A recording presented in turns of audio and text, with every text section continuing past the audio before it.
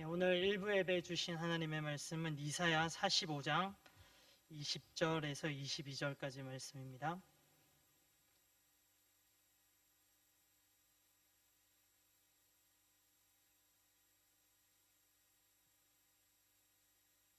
이사야 45장 20절에서 22절까지 말씀을 저와 성도님들 한 목소리로 같이 봉독하겠습니다.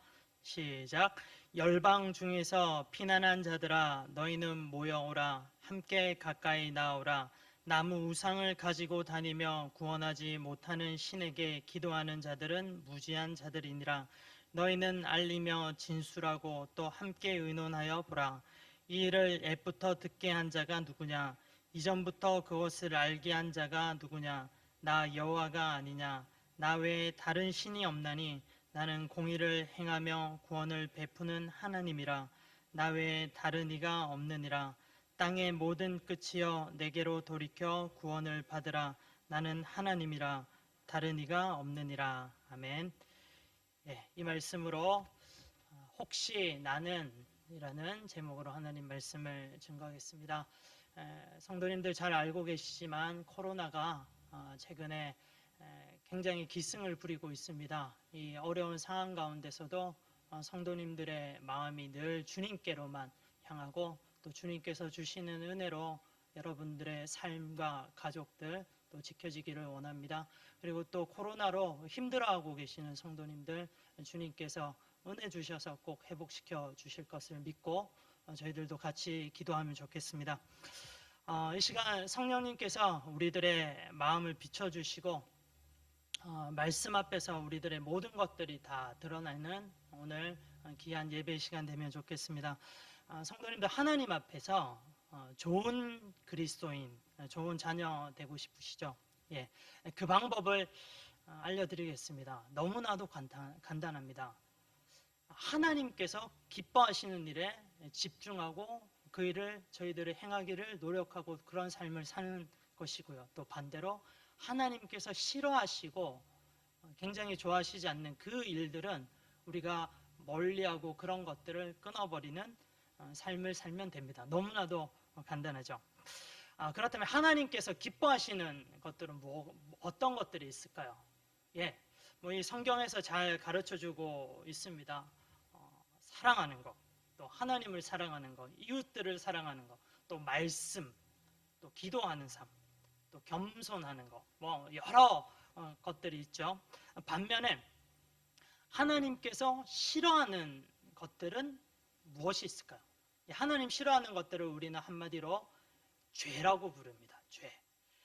그렇다면 이 죄 가운데서도 특히 하나님께서 싫어하시면서 굉장히 강조하시면서 이 죄는 짓지 말라고 우리에게 말씀하신 그 죄가 있습니다. 그거는요 바로 우상 숭배입니다.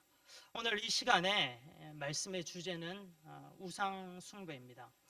이사야서를 저희들이 아침마다 또 큐티로 또 나를 깨우는 7분으로 매일매일 묵상을 하고 있습니다. 이 이사야에서 수없이 반복적으로 강조하는 하나님이 싫어하시는 그 죄, 그 우상 숭배, 그 부분에 대해서 우리가 오늘 함께 말씀을 살펴보면 좋겠습니다. 이스라엘에 많은 왕들이 있습니다. 그 중에 영향력이 큰 왕들이 몇몇 있었습니다. 대표적으로는 다윗 왕입니다. 다윗 왕은 하나님께서 기뻐하시는 일에 집중을 했던 왕입니다. 좋은 영향력을 끼쳤죠. 반면에 하나님이 싫어하시는 일, 그 죄에 집중을 하고 이 죄로 많은 악한 영향을 끼친 왕이 있었는데요. 대표적인 왕이 므낫세라고 하는 왕입니다. 이 왕의 영향력은 마치 정말로 최악이었습니다. 외경에 의하면 이 므낫세 왕이 이사야 선지자를 톱으로 켜서 죽였던 그 왕이기도 합니다. 므낫세 왕의 죄를 한마디로 정리를 해보자면 쉽게 이렇게 정리할 수 있겠습니다. 우상으로 유대를 물들이고 이로 파생되는 수많은 악들을 유다에 행했다라는 겁니다. 결국 유다 예루살렘이 멸망하게 되는 그 결정적인 계기가 이 므낫세 왕이 유다 전체에 심어놓았던 이 우상 숭배의 죄로 말미암았다라고도 말할 수가 있겠습니다. 이사야 선지자 우상 숭배의 죄에서 굉장히 강조하며 회개의 메시지를 연속적으로 이야기하고 있습니다. 오늘 본문뿐만 아니라요, 이사야 전반에 걸쳐서 이 우상 숭배에 대해서 경고하고 있는데, 제가 잠시 찾은 이 말씀들을 한번 참고하시라고 말씀드리겠습니다. 이사야서에서 우상 숭배의 죄를 얼마나 많이 경고하냐면요, 2장, 10장, 19장, 30장, 31장, 40장, 41장, 42장, 44장, 45장, 46장, 57장, 66장에서 반복적으로 이 우상숭배의 죄를 경고하고 있습니다. 이사야 선지자는 유다 백성들에게 하나님의 말씀을 받아서 이렇게 선포합니다. 우상은 아무 쓸모가 없다. 우상은 아무것도 아니다. 우상이 너희를 지켜줄 수 없다. 오직 너희를 지켜줄 수 있는 참된 신은 여호와 하나님 한 분뿐이다. 이것을 계속해서 반복적으로 하나님의 말씀을 선포하고 이사야 선지자가 있는 겁니다. 정말입니다. 우상을, 이 이사야 선지자의 이 표현을 저의 표현으로 한번 이 우상을 이야기해보고 정의를 해보자면, 저는 우상을 이렇게 말하고 싶습니다. 우상은 똥이다. 예, 우상은 똥입니다. 예전에 청년 형제가 들려주었던 이야기를 잠시 함께 나누고 싶은데요. 이 이야기는 진짜 너무 유명해서요. 이 형제가 라디오 방송국에도 이렇게 보냈고, 그 방송국에도 채택이 되어서 전국 방송까지 탄 이야기입니다. 이 친구가 학창 시절에 고등학교 때 등산부 소속으로 친구들과 산에 자주 올라갔다고 해요. 그날도 친구들과 같이 산에 올라가고 있는데, 친구들 중에 한 명이 갑자기 배가 아픈 거예요. 급사라고 하죠. 그래서 화장실을 갈 겨를이 없는 겁니다. 너무 급해서 그 길 옆에 진짜 바지를 내리고 실례를 한 겁니다. 그런데 이제 실례를 하고 난 다음에 너무 창피한 겁니다. 배설물이라고 하겠습니다.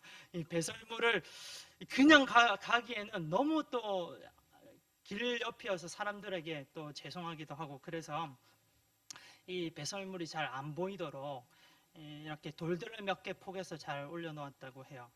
몇 달 뒤에 이 등산부에서 다시 그 산을 오르게 되었는데, 갑자기 그때 그 기억이 생각이 난 거예요. 그래서 궁금해서 그곳을 이렇게 딱 다시 찾아가 보니까 깜짝 놀랄 일이 벌어졌습니다. 그 배설물을 숨기기 위해서 쌓아놓았던 돌 위에 사람들이 정성스럽게 다른 돌들을 이렇게 쌓아서 멋진 돌탑이 한 이 정도 되는 돌탑이 만들어졌다는 거예요. 이 이야기를 들으면서 웃으면서도 굉장히 우상 숭배에 대해서 한번 다시 생각을 해보게 되었습니다. 이 길을 지나가는 사람들이요, 실상이 어떻습니까? 이 배설물, 그 똥 위에다가 자신들의 소원을 빌고 똥에게 자신을 축복해달라고 막 이렇게 절을 한 거예요. 그렇습니다. 이 이야기는요, 우상 숭배의 본질에 대해서 생각하게 합니다. 우상은 아무것도 아니다. 우상은 똥이다. 오늘 본문 20절을 보면 알 수 있는데요, 이 진짜 우상은 절대 우리를 구원할 수가 없습니다. 이사야 45장 20절 본문 말씀인데 함께 읽어보겠습니다. 열방 중에서 피난한 자들아, 너희는 모여오라. 함께 가까이 나오라. 나무 우상을 가지고 다니며 구원하지 못하는 신에게 기도하는 자들은 무지한 자들이라. 나무 우상 가지면서 구원하지 못하는 신에게 기도하는 자들은 무지한 자들이라고 말씀하십니다. 우상은 아무 힘도 없는 진짜 나무 조각에 지나지 않습니다.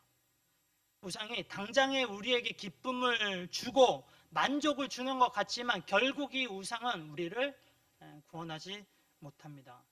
나무 종합 같은 거예요. 그래서 우리를 결국에는 중요한 순간에는 우리를 늘 배신하게 됩니다. 그렇지만 하나님은 어떤 분이십니까?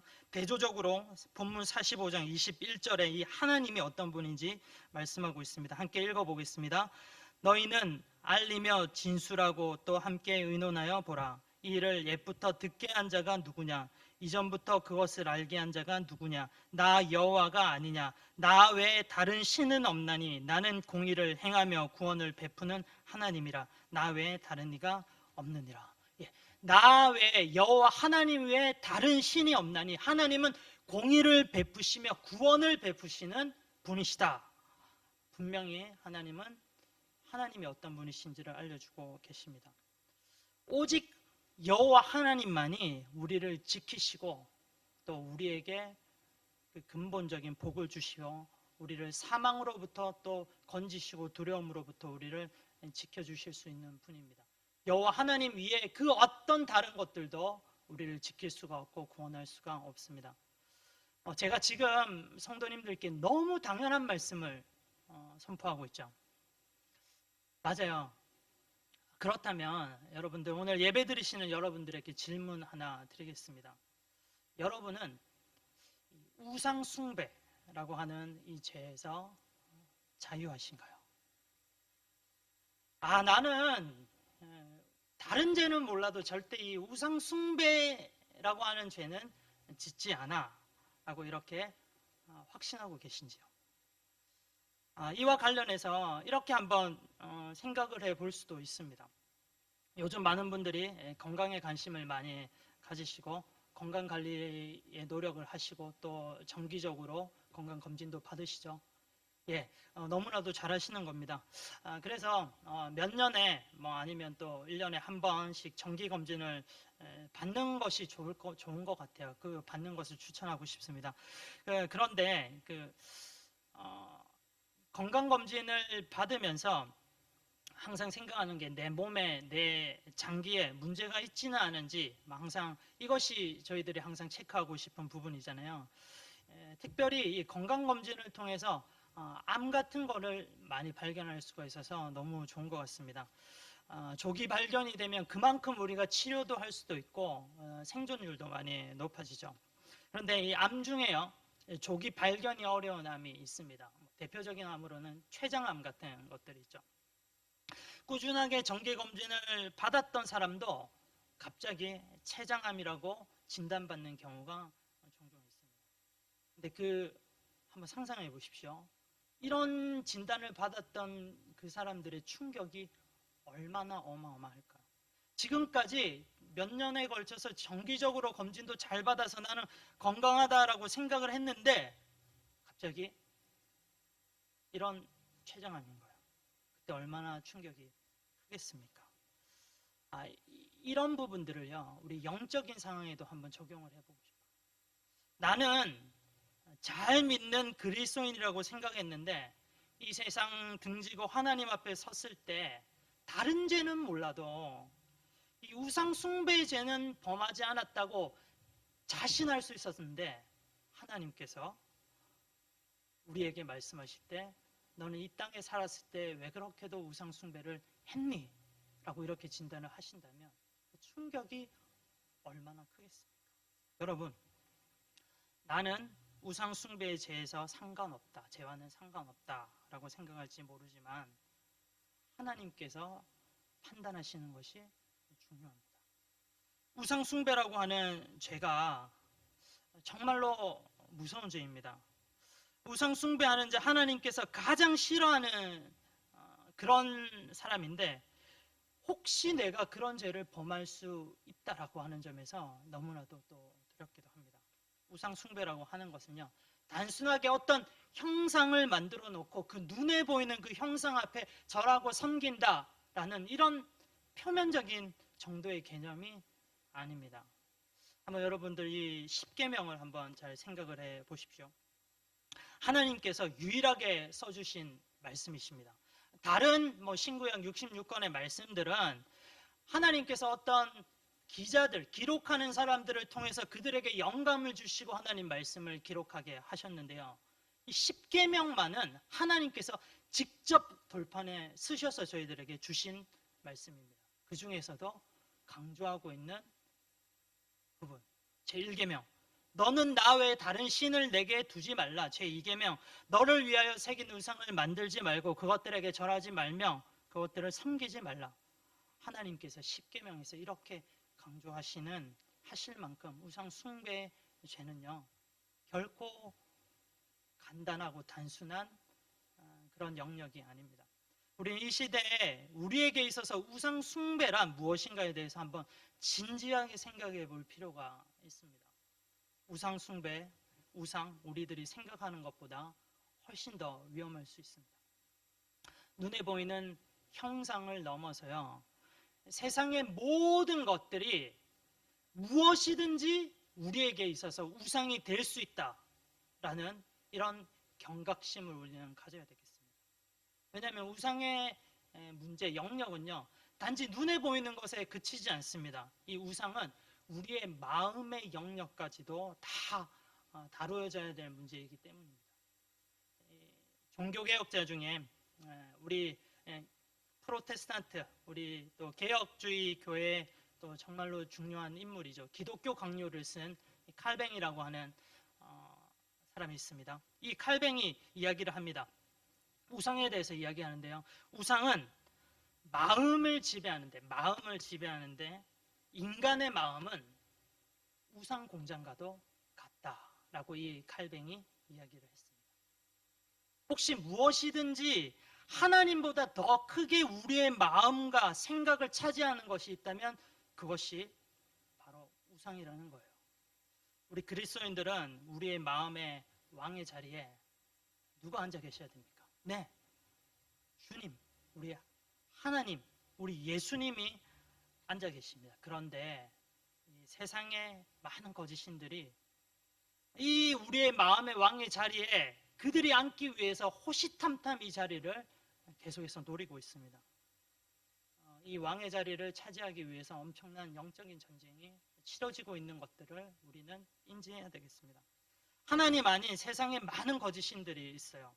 이것들은 자신의 모습을 가장합니다. 또 아름답게 교묘하게 속이면서 꾸밉니다. 실상은 진짜 똥 같은 우상들인데 겉모습은 마치 자기가 하나님인 양, 하나님인 척 막 이렇게 속이고 있는 겁니다. 성도님들, 혹시 이런 것들이 있습니까? 저것만 있으면 내 삶이 진짜 의미가 있어질 거야 라고 생각하는 그런 것들 말이에요. 하나님이 주실 수 있는 것들을 다른 데서 얻으려고 하고 하나님 아닌 것에서부터 그 의미 있는 것들을 채우려고 한다면요, 그게 바로 우상일 가능성이 높습니다. 이런 우상이 될 가능성이 있는 많은 것들이 있습니다. 어떤 것들이 있습니까? 어떤 사람들에게는요, 이 가정이 우상이 될 수도 있고 또 자녀가 우상이 될 수도 있습니다. 어떤 이들에게는 직업이 우상이 될 수도 있고 이 돈벌이가 우상이 될 수가 있습니다. 어떤 이들에게는 성취하려고 하는 것, 그리고 또 평가, 또 체면, 또 사회적인 지위가 내 삶의 의미를 보장해 줄 거라고 생각이 들면서 그것이 우상일 가능성이 있습니다. 그 밖에도 업계에서 인정해 주는 것, 안전한 또 편리한 그런 생활과 환경, 또 외모나 지식도 우리의 우상이 될 가능성이 있습니다. 또한 대의 명분, 중요하죠. 대의 명분, 또 도덕과 가치관, 심지어 우리 교회 사역조차도 우상이 될 수가 있습니다. 우상은 나의 열정과 에너지, 돈과 물질과 시간과 마음, 정서적인 생각들을 다 쏟아붓게 만듭니다. 하나님이 아닌, 우리 주님이 아닌 그 무엇인가에 우리가 이런 에너지들을 쏟아붓고 있다면요, 그것은 우상이 될 가능성이 있는 것입니다. 우리의 삶에 필수적이고 중심이어서 그것 없이는 살아갈 가치를 별로 느끼지 못하겠다라고 생각된다면 그게 또 우상이 될 가능성이 있습니다. 우리에게 꼭 필요하고 좋은 것이지만 이것들이 하나님이 앉아 있어야 될 우리의 마음의 왕의 자리에 떡하니 자기들이 앉아 있게 된다면 그게 바로 우상인 것입니다. 2017년에 제가 목사고시 준비하면서 깨달았던 부분을 여러분들하고 같이 나누고 싶은데요. 그때 제가 목사고시 준비하면서 스트레스를 굉장히 많이 받았던 것 같아요. 시험이 채 한 달이 안 남았을 때였습니다. 굉장히 그때도 더웠어요. 새벽 기도에 참가해서 새벽 기도를 하고 있는데 제가 또 개인 기도 중이었습니다. 개인 기도 하고 있는데 나도 모르게 저도 모르게 계속해서 제가 시계를 계속 보고 있는 겁니다. 예. 제가 왜 시계를 계속 보고 있었을까요? 예, 공부하고 싶어서. 예.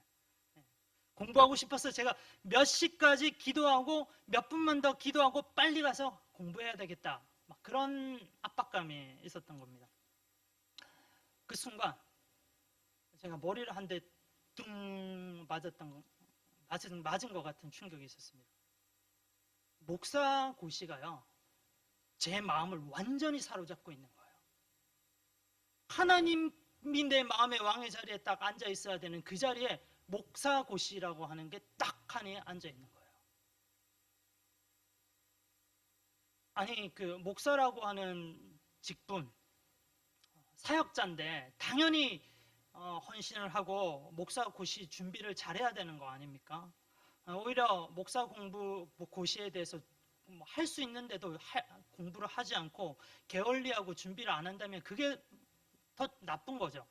그런데요, 아무리 공부를 열심히 하고 준비하고 한다고 해도 이게 하나님보다 더 우선적으로 내 마음의 모든 것을 차지하고 있었던 겁니다. 아무리 좋은 것이라 하더라도, 하지 않으면 안 되는 필수적인 것들이라 하더라도 이것들이 하나님보다 더 우선시되고 이것들 하나님께 쏟아야 될 우리의 에너지와 열정을 다 빼앗아가 버리게 된다면 이것 또한 우상 숭배다라고 하는 그 음성, 그것을 제가 새벽 기도하면서 깨달았던 것입니다. 그러면서 바로 회개 자리로 그날 그 아침 하나님께서 저를 인도해 주셨습니다. 여러분에게 책을 하나 소개하고 싶습니다. 팀 켈러 목사님이 쓰신 책인데요. 제가 몇 번이나 설교 중에 이 책을 소개해 드렸습니다. 한번 읽어보시면 좋을 것 같아요. 내가 만든 신이라고 하는 책입니다. 6가지 카테고리로요, 우상에 대해서 나누어 놓았습니다. 첫 번째 카테고리에는요, 평생 소원이 우상 숭배 될 수 있다는 거예요. 두 번째는 사랑이 우상이 될 수 있다. 세 번째는 돈이 우상이 될 수 있고, 네 번째는 성취가 우상이 될 수 있고, 다섯 번째는 권력, 또 여섯 번째는 문화와 종교, 이런 것들이 우상이 될 수 있다. 그러면서 날카로운 그 복음의 이끌어간 통찰력으로 우리들에게 우리의 모습을 직시하게 하는 좋은 책인 것 같습니다. 다 필요하고 없어서는 안 되는 것이고 좋은 것입니다. 그런데 이것들이요, 어느 날 우리들의 마음을 완전히 정복하고 있다면, 그렇다면 우리는 우상 숭배하고 있을 가능성이 있는 것입니다. 사랑하는 여러분, 오늘 말씀의 제목이 혹시 나는입니다. 혹시 나는. 이 시간 말씀을 들으시면서 혹시 나는 우상 숭배 이 죄에서 자유하나 한번 생각을 해보시면 좋을 것 같습니다. 정말 충격적인 것은요, 우리에게 믿음이라고 하는 것조차 우상이 될 수 있다는 겁니다. 무슨 말인가? 진짜 눈이 번쩍 뜨이시는 분들이 계실 것 같아요. 그런데 절대 오해하시면서 들으시지 않으셨으면 좋겠습니다. 로마서에 보면은 믿음을 강조하죠. 믿음을 강조합니다. 사도 바울은 유대인들에게 너희들이 이것만 있으면 구원받는다고 자랑했던 그 유대인들이 그렇게도 강조했었던 그 할례에 대해서 사도 바울이 지적을 합니다.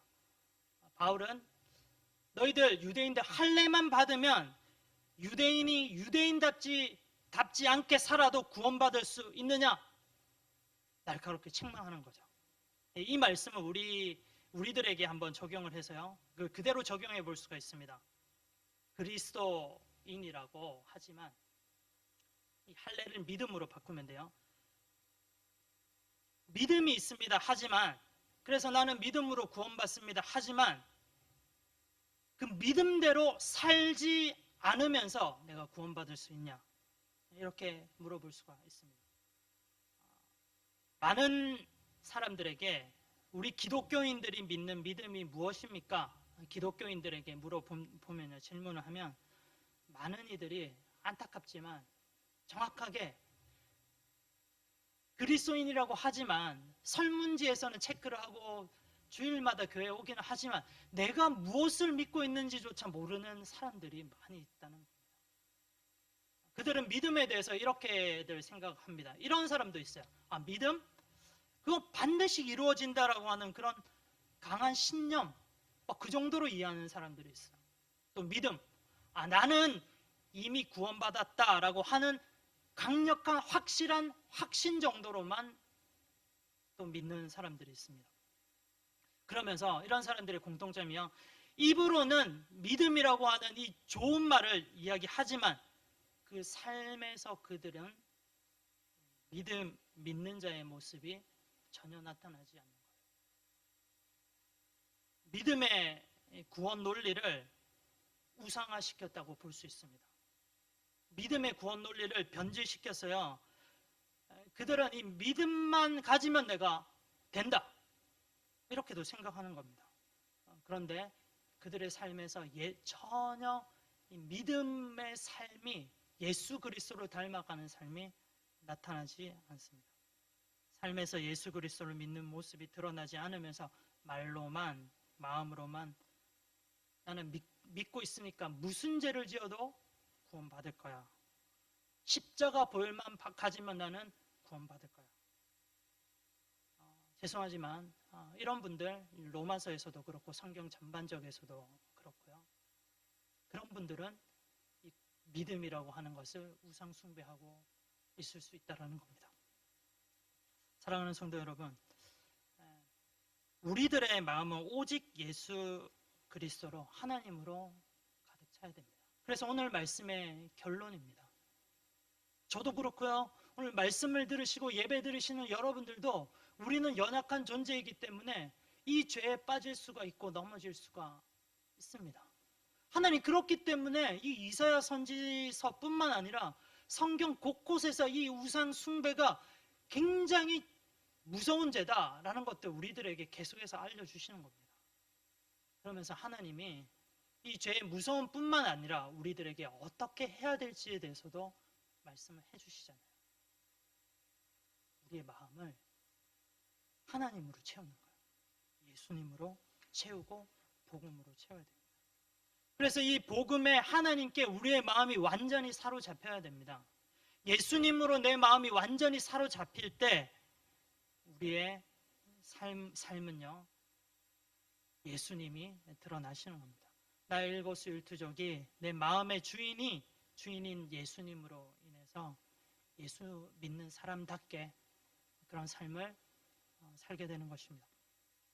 오늘 말씀을 들으면서 나도 우상 숭배자일 수도 있겠다라고 생각하시는 분들 계십니까? 내가 입으로는 복음을 이야기하지만, 예수님과 하나님의 이야기를 하지만 이것이 단지 삶에서 복음이 드러나지 않고 단지 구원받기 위한 형식적인, 그래서 기계적인 우상들이 되어 있지는 않습니까? 그렇다면 이 시간 다시금 하나님께, 예수님께 복음 앞에 다시 나가야 되겠습니다. 하나님은 이런 우리들을, 연약한 자들을 알고 기다리고 계십니다. 지금도 하나님은 우상 숭배하고 있는 우리들을 기다려 주시면서 돌아오기를 바라시고 계세요. 우상 숭배하고 있는 어리석은 너희들아, 나 여호와 하나님만이 구원자시다. 너희의 마음을, 너희의 삶을 온전히 나에게 의지하고 나만 바라보고 나만 따라와라 말씀하십니다. 우리를 사랑하시는 그 하나님의 마음, 그 본질에 집중하시면 좋겠습니다. 그 복음의 실제 우리의 마음을 집중하시면 좋겠습니다. 그러면요, 우리의 마음이 구원의 감격으로 또 넘치게 될 것입니다. 내 마음이 하나님으로, 예수님으로 가득 차서 누가 말하지 않아도 예수님답게 살려고, 복음답게 살려고 노력하게 되고, 그것이 실제로 우리의 삶으로 자연히 나오게 될 것입니다. 사랑하는 성도 여러분, 정말로 지금 이 시대가 어려운 시대입니다. 코로나로 힘들고 어렵고 또 세상에 많은 거짓된 신들이 우리의 마음을 빼앗아 가려고 하고 있습니다. 그럴 때 우리는 온전히 우리의 마음을 하나님께로만 다시금 집중하고 예수 그리스도로 복음으로 우리의 마음을 다시금 무장하고 우리의 삶에서 복음으로 살아내는 그런 은혜가 있기를 간절히 기도합니다. 기도하겠습니다. 사랑의 하나님 아버지, 이스라엘 백성들이 결국 멸망하게 된 원인이 우상 숭배였습니다. 우리는 이런 이스라엘 백성을 보고도 난 절대 우상 숭배하지 않는다고 생각하고 있었는데 오늘 말씀을 통해서 혹시 나도 우상 숭배하고 있지는 않았는지에 대해서 생각해 보았습니다. 주님, 우리의 마음의 왕의 자리에 우상들이 앉아 있었다면 그것들 다 끌어내어 주시고 주님만이 우리의 왕 되시고 주님만이 우리를 통해서 최고의 영광 받아 주시옵소서. 주님만이 우리의 구원자 왕이심을 고백합니다. 주님으로 충만한 우리들 되게 주시옵소서. 감사드리며 우리 주 예수 그리스도의 이름으로 기도합니다.